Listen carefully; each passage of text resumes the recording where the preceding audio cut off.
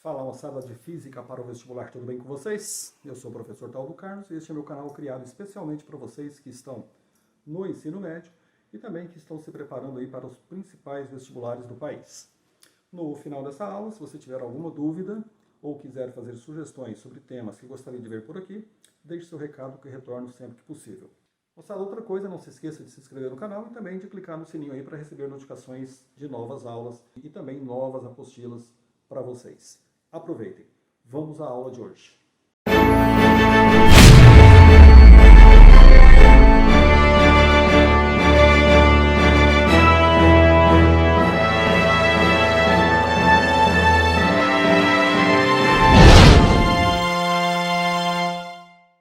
Muito bem, a aula de hoje, óptica geométrica, parte da física, que estuda dois dos fenômenos mais importantes da luz, que é reflexão e refração da luz. E a partir de reflexão e refração da luz, nós estudamos os chamados instrumentos ópticos. Os instrumentos ópticos, claro, são os espelhos e as lentes, os dióptros, vamos dizer assim. Muito bem, eu vou abrir essa aula colocando para vocês aí um videozinho aqui que eu fiz na minha própria residência, para você começar a entender uma coisa que é o seguinte. A luz, ela tem uma propriedade extremamente importante, que é o seguinte, a faixa do visível, volte lá em ondas, você vai ver essa faixa do espectro eletromagnético, é a faixa que sensibiliza os nossos olhos e que nos permite ver os objetos do cotidiano.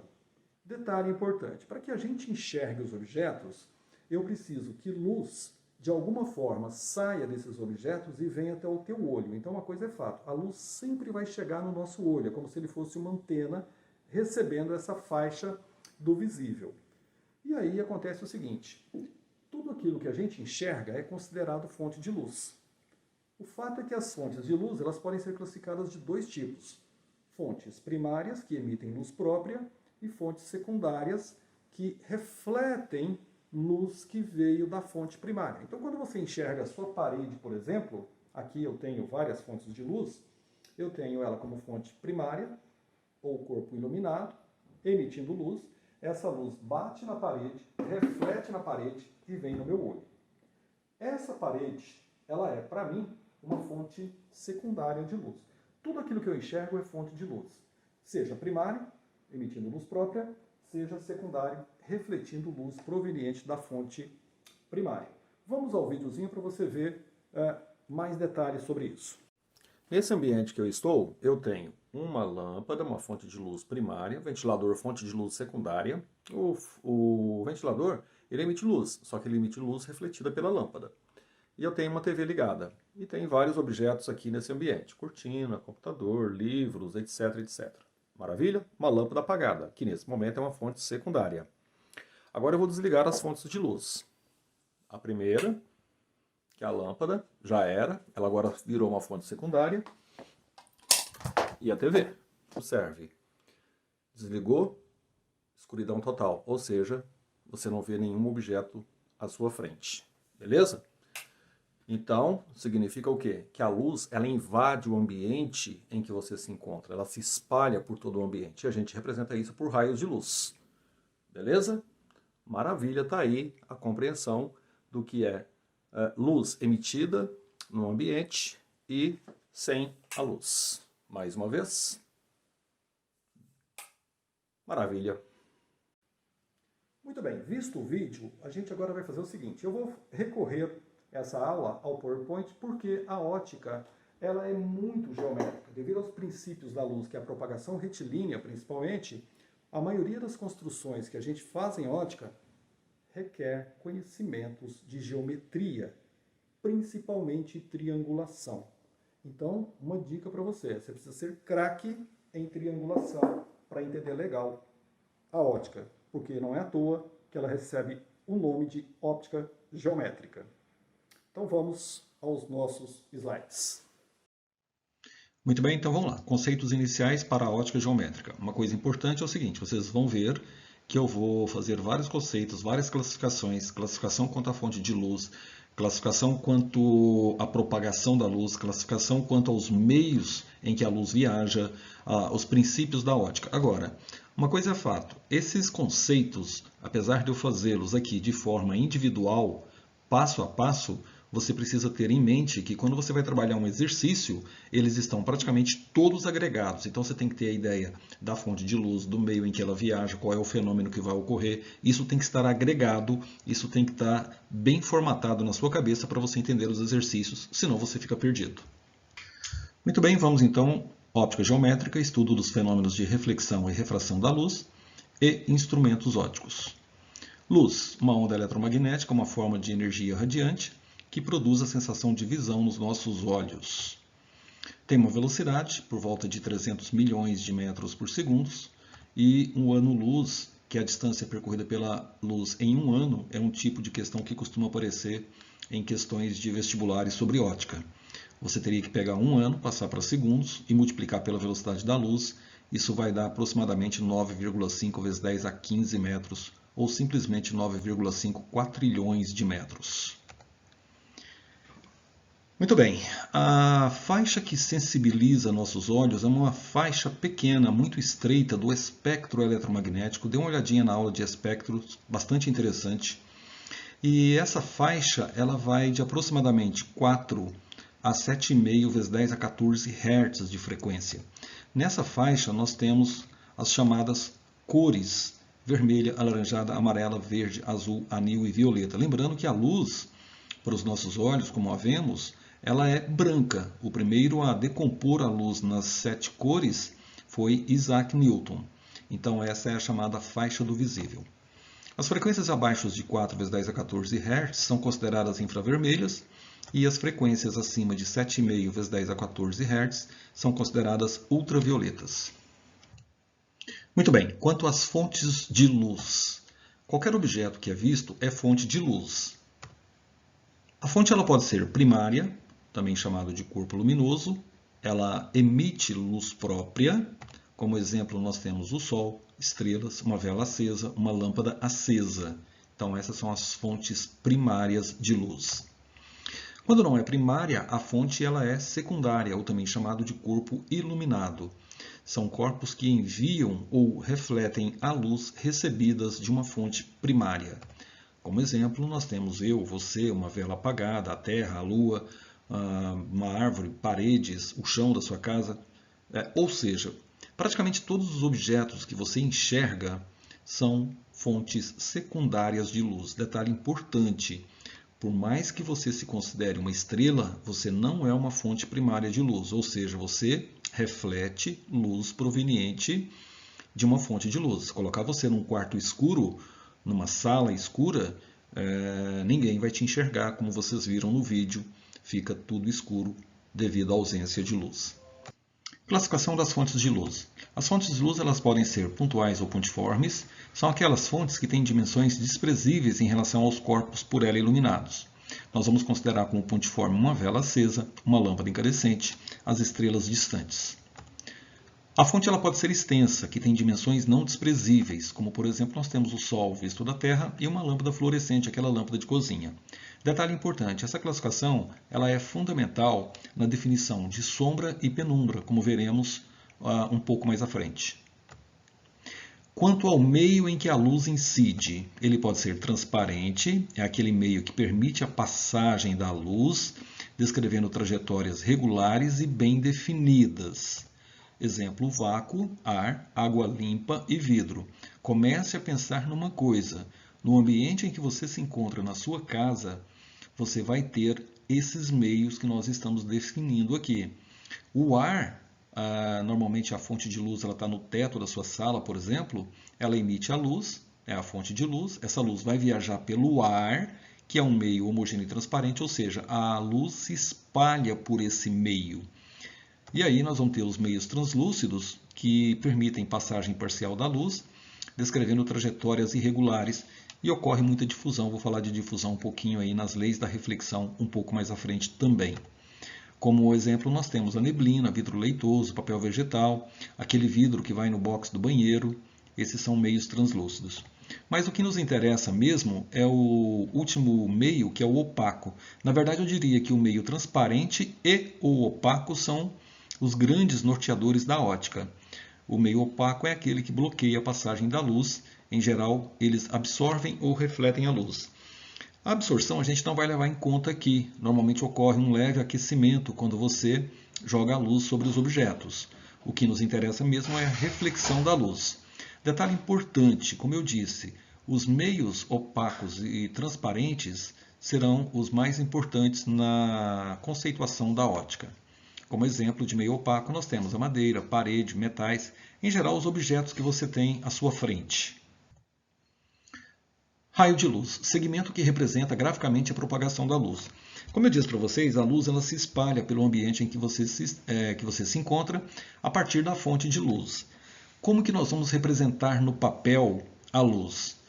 Por segmentos de reta orientado, como você está vendo aí. Esse segmento ele vai ter origem na fonte de luz e ele vai indicar a direção e sentido da propagação da luz no meio. Lembrando que a luz nos soa levemente como algo abstrato. Então essa é uma representação, repare, bastante geométrica. Na verdade, a gente não vai trabalhar com apenas um raio de luz, nós vamos trabalhar com um conjunto de raios de luz, que são chamados feixes de luz.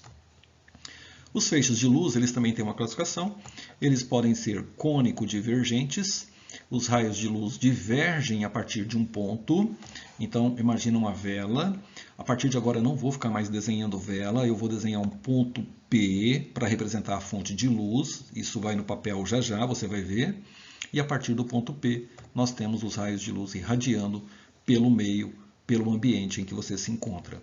Quando os raios de luz viajam com esse formato, nascendo na fonte de luz e irradiando, eles são chamados de cônico-divergentes. Fácil de guardar, né? É um feixe divergente. Boa piada.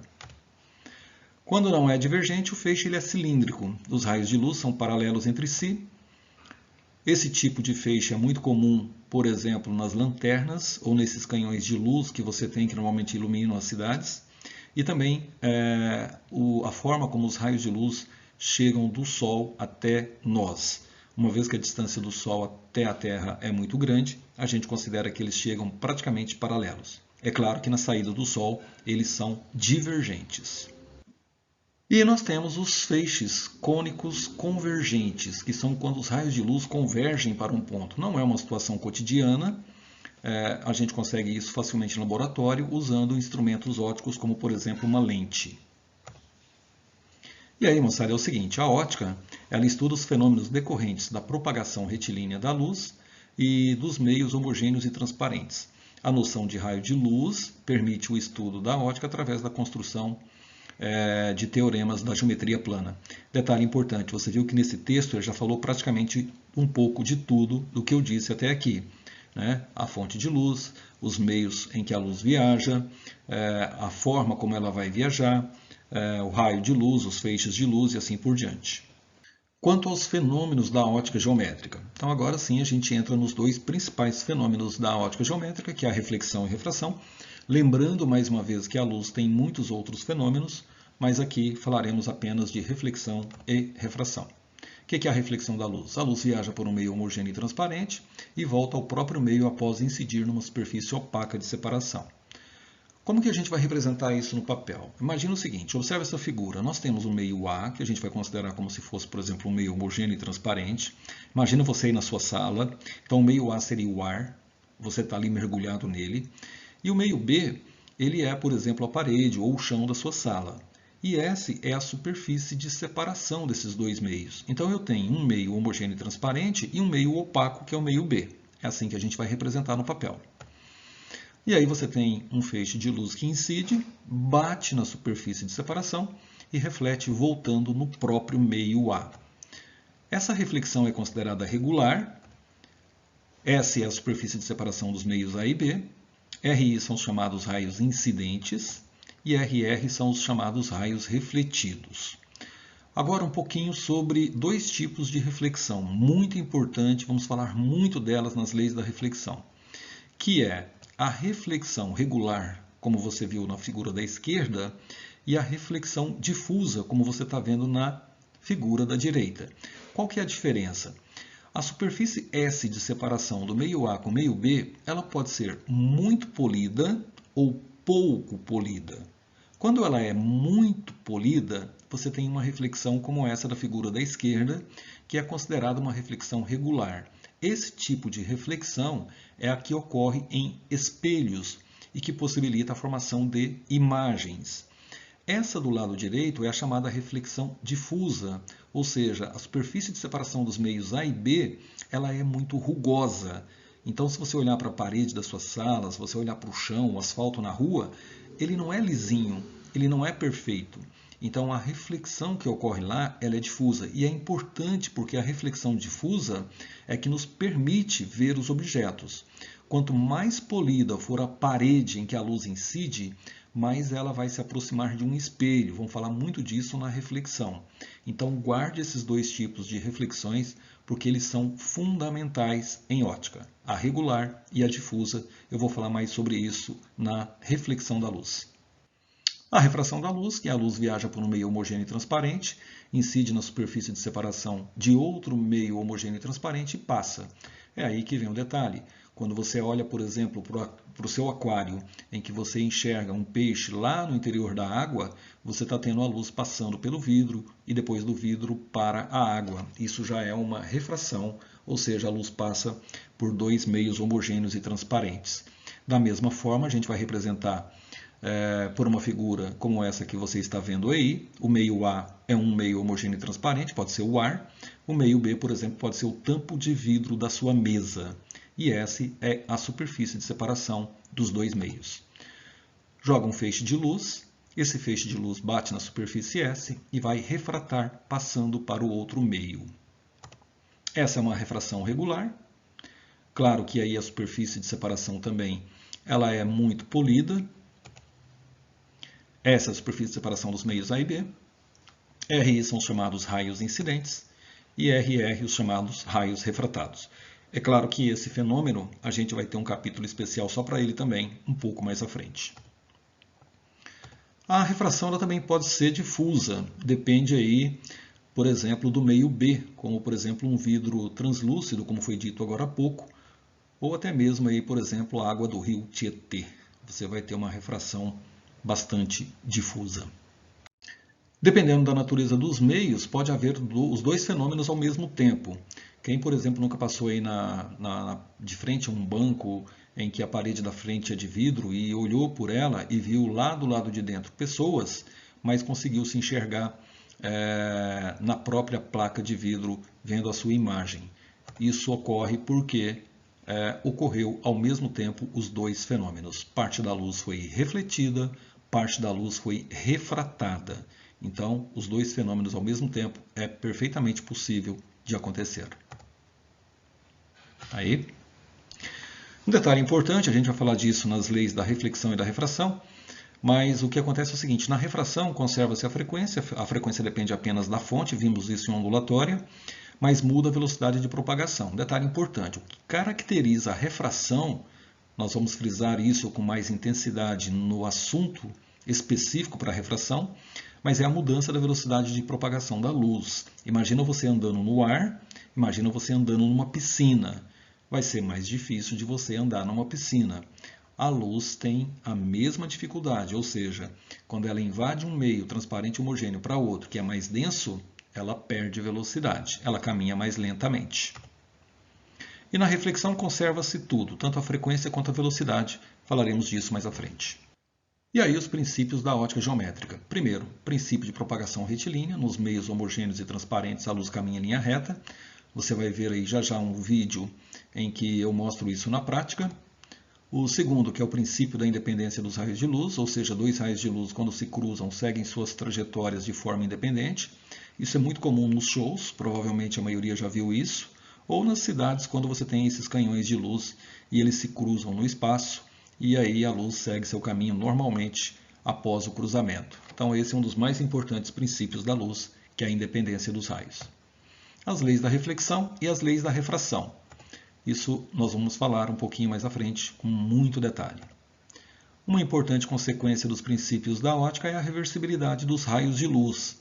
Essa situação é fácil de lembrar, que é aquela quando você está andando de carro no banco traseiro e aí você bate um lero com o motorista olhando pelo espelho retrovisor. Não é necessário, por exemplo, o motorista virar o rosto para trás para poder falar com você. Basta o espelho retrovisor.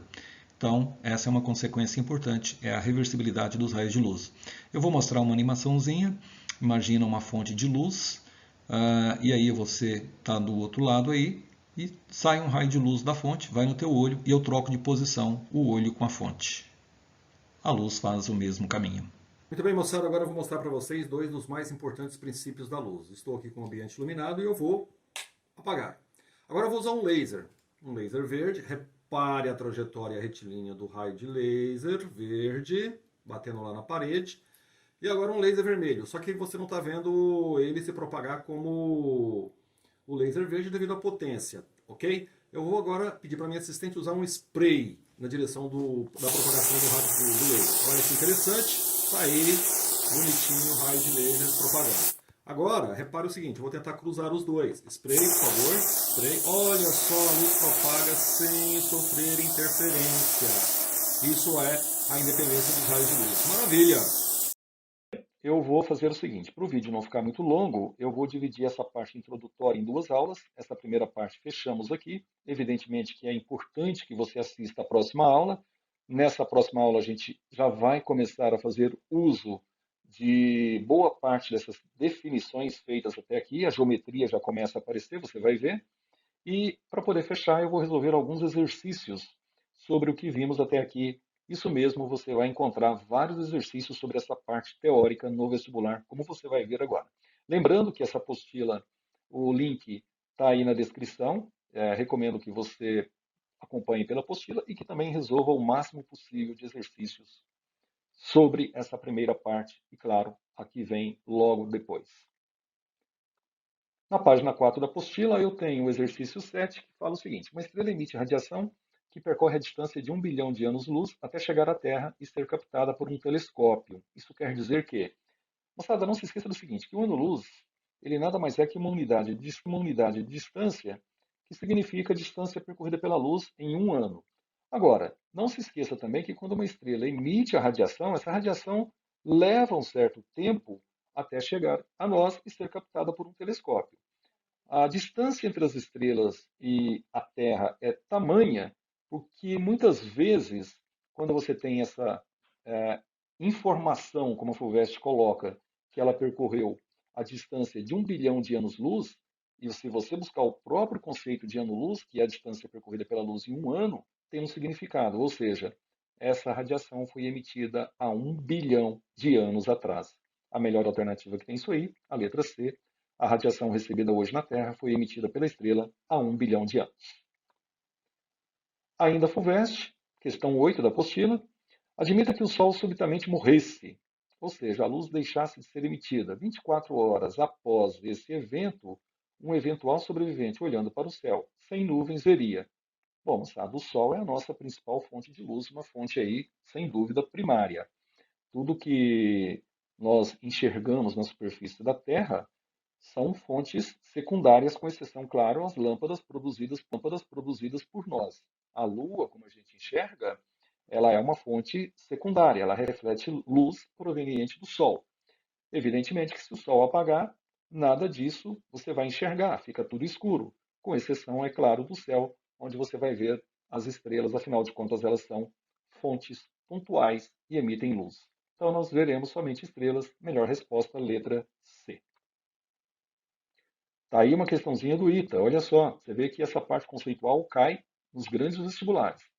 Dos objetos citados a seguir, assinale aquele que seria visível em uma sala perfeitamente escura. Bom, uma sala perfeitamente escura você só pode enxergar se tiver uma fonte primária de luz, uma fonte, um corpo que emite luz. Ou seja, um espelho você vai enxergar? Não. Qualquer superfície clara? Não. Você não enxerga nada disso. Um fio aquecido ao rubro. O que é isso? Fio aquecido ao rubro é um metal que você, por exemplo, leva na chama do teu fogão, segura um certo tempo, não no metal direto, porque vai ter transmissão de calor, você pode se queimar, mas se esse fio tiver com um isolante térmico, por exemplo, você vai segurar e vai ver que a ponta dele vai virar brasa. Esse fio com esse formato é chamado de fio aquecido ou rubro, e evidentemente que ele, na forma de brasa, emite luz, passa a ser uma fonte primária. Então a melhor resposta, a letra C, um fio aquecido ao rubro. Mais um exercício, exercício 10 da página 4, ele fala o seguinte: quando dois ou mais raios de luz vindo de fontes diferentes se cruzam, seguem suas trajetórias de forma independente, como se os outros não existissem. Esse texto caracteriza, acabamos de ver, o princípio de independência dos raios de luz. Melhor resposta aí, letra D de dado. Agora um exercício da página 5, um exercício da GV, ele fala o seguinte: um feixe luminoso de raios paralelos que se propaga por um meio óptico e homogêneo incide sobre uma superfície que separa o primeiro meio de um segundo, passando a se propagar neste. Então, aí ocorreu o fenômeno da refração. Substituindo-se o segundo meio óptico por um vidro fosco e translúcido, e admitindo-se que os raios de luz nele penetrem, estes perdem o paralelismo, podendo-se dizer que nessa situação ocorreu bom, se o meio é translúcido, foi trocado, então você tem uma refração difusa. Melhor resposta, letra C. Muito bem, com isso fechamos essa série de exercícios e fechamos essa fase inicial de conceitos da ótica. Não deixem de assistir a próxima aula, onde nós já vamos começar a aplicar tudo isso nas construções geométricas. Muito bem, moçada. Então é isso, fechou essa primeira parte aí da aula de ótica. Se gostou, já sabe, curte o vídeo, compartilhe o link, todas essas coisas que vocês já sabem das redes sociais, melhores do que eu. Agora é hora de exercícios, o link da apostila está aí na descrição. Aproveite para resolver exercícios. Grande abraço, até a próxima.